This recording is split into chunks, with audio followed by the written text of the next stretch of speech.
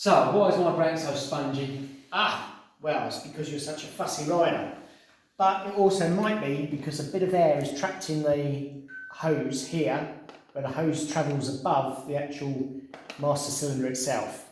You tend to get this all the way through the actual hose system, because obviously it kinks itself around and down all the way to the caliper.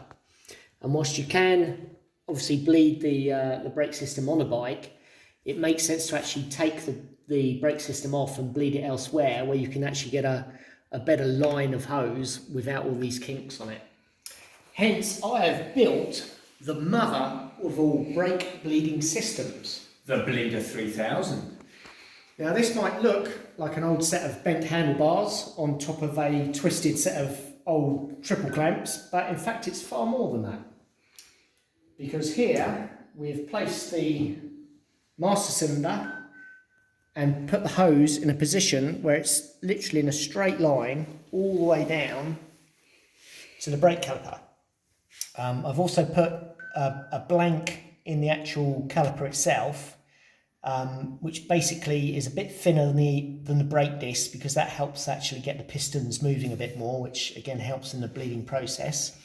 Here we have a bottle with a tube attached to the bleed nipple, just to stop all the oil going everywhere when you do bleed it.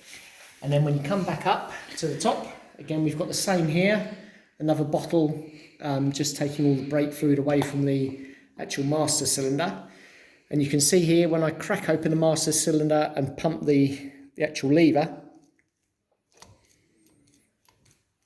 it's then a very good way of just bleeding the system through without any mess and getting rid of all the air through the system.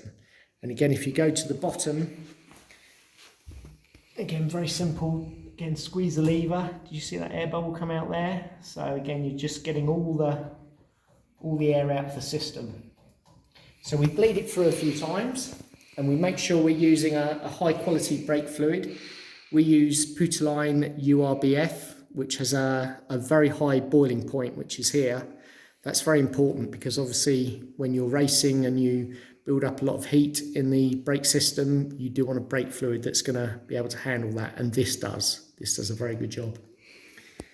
And then the final trick is, once you've bled everything through, is to basically put an elastic band, or this little gadget, onto the lever and leave that overnight with the lever actually pulled up, and that will just let the rest of the air bleed out of the system.